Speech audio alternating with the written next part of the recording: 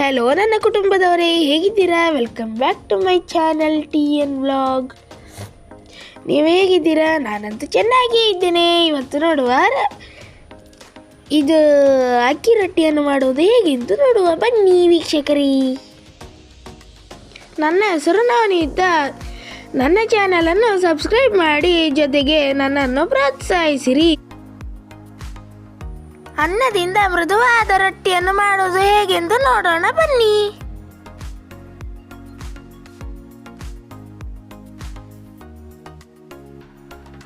ಮೊದಲಿಗೆ ಒಂದು ಪಾತ್ರೆಗೆ 2 ಕಪ್ ಅನ್ನವನ್ನು ಹಾಕಿಕೊಂಡು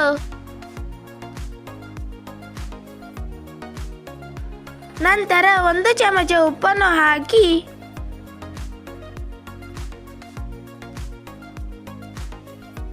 ಮುಕ್ಕಾಲು ಕಪ್ಪು ಅಕ್ಕಿ ಹುಡಿಯನ್ನು ಹಾಕಿ ಚೆನ್ನಾಗಿ ಕಲಸಿಕೊಳ್ಳಬೇಕು.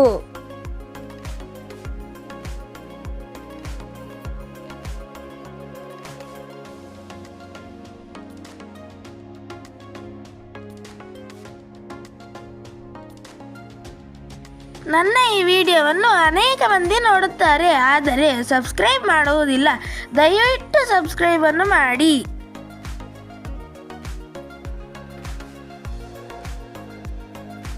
ಎರಡು ದೊಡ್ಡ ಚಮಚದಷ್ಟು ನೀರನ್ನು ಹಾಕಿಕೊಳ್ಳಬೇಕು. ನೀರನ್ನು ತುಂಬ ಹಾಕಿಕೊಳ್ಳಬೇಡಿ, ಒಂದೇ ಸಲ ನೀರು. ಜಾಸ್ತಿ ಆದರೆ ರೊಟ್ಟಿ ಹಿಟ್ಟು ತೆಳ್ಳಗೆ ಆಗುತ್ತದೆ, ಮತ್ತೆ ಕೈಯಲ್ಲಿ ತಟ್ಟುವುದಕ್ಕೆ ಬರುವುದಿಲ್ಲ. ಹಾಗಾಗಿ ನೀರನ್ನು ನೋಡಿಕೊಂಡು ಹಾಕಿಕೊಳ್ಳಿ.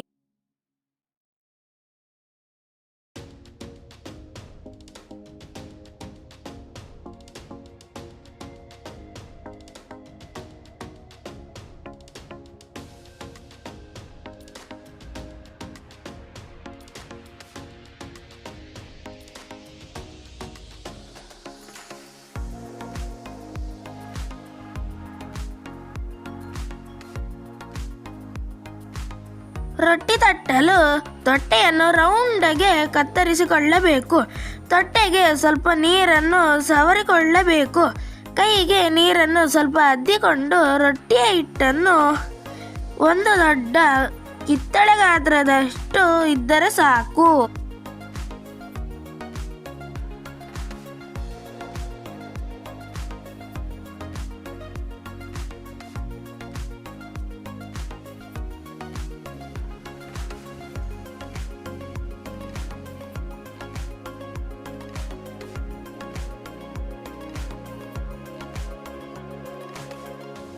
ಇನ್ನು ರೊಟ್ಟಿ ಹಿಟ್ಟನ್ನು ತೊಟ್ಟೆಯ ಮೇಲೆ ಇಟ್ಟು ಕೈಯಲ್ಲಿ ಚೆನ್ನಾಗಿ ರೌಂಡ್ ಆಗಿ ಬರುವ ರೀತಿಯಲ್ಲಿ ತಟ್ಟಿ. ರೊಟ್ಟಿಯನ್ನು ತಟ್ಟುವಾಗ ಕೈಯಿಗೆ ರೊಟ್ಟಿ ಹಿಟ್ಟು ಅಂಟುತ್ತಿರುವಾಗ ಕೈಯನ್ನು ಅದ್ದಿಕೊಳ್ಳಬೇಕು. ನೀರಿಗೆ ಕೈಯನ್ನು ಅದ್ದುವಾಗ ಪೂರ್ತಿ ಕೈಯನ್ನು ಅದ್ದಬಾರದು. ಬೆರಳ ತುದಿಯನ್ನು ಅದ್ದಿ ಕೈಗೆ ಸವರಿಕೊಳ್ಳಬೇಕು. ಪೂರ್ತಿ ಕೈ ಅದ್ದಿದರೆ ರೊಟ್ಟಿಗೆ ನೀರು ಹೆಚ್ಚಾಗಿ ತೆಳ್ಳಗೆ ಆಗಿ ರೊಟ್ಟಿ ಕಿತ್ತು ಹೋಗುತ್ತದೆ. ಆದ ಕಾರಣ ಕೈ ಬೆರಳುಗಳನ್ನು ಮಾತ್ರ ಅದ್ದಿದರೆ ಸಾಕು.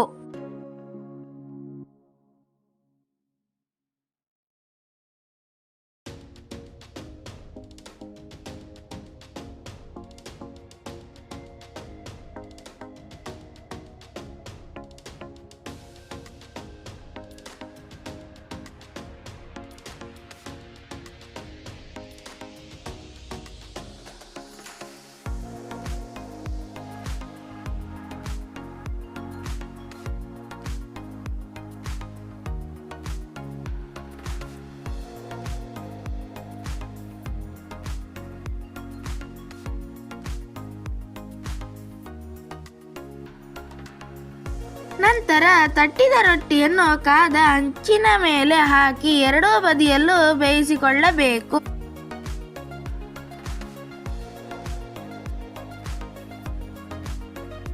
ರೊಟ್ಟಿಯನ್ನು ತಟ್ಟುವಾಗ ದಪ್ಪಗೆ ತಟ್ಟಬಾರದು, ತೆಳ್ಳಗೆ ತಟ್ಟಬೇಕು.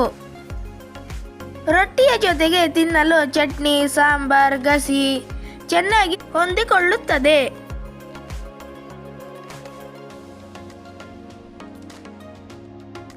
ನನ್ನ ಈ ಚಾನಲನ್ನು ಸಬ್ಸ್ಕ್ರೈಬ್ ಮಾಡಿ. ನನ್ನ ಈ ವಿಡಿಯೋದಲ್ಲಿ ಏನಾದರೂ ತಪ್ಪು ಇದ್ದಲ್ಲಿ ಕಮೆಂಟ್ ಮೂಲಕ ತಿಳಿಸಿ. ನಾನು ನನ್ನ ತಪ್ಪನ್ನು ಸರಿಪಡಿಸಿಕೊಳ್ಳಲು ಪ್ರಯತ್ನಿಸುತ್ತೇನೆ.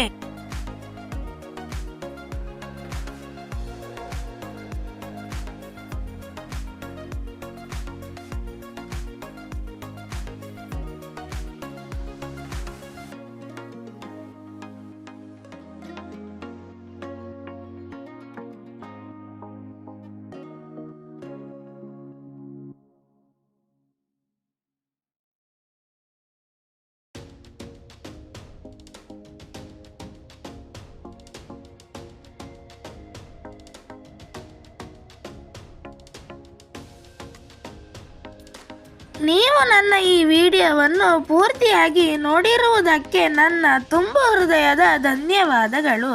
ನನಗೆ ನೀವು ಹೀಗೆ ಸಪೋರ್ಟ್ ಮಾಡಿ ಜೊತೆಗೆ ಪ್ರೋತ್ಸಾಹಿಸಿರಿ. ಧನ್ಯವಾದಗಳು.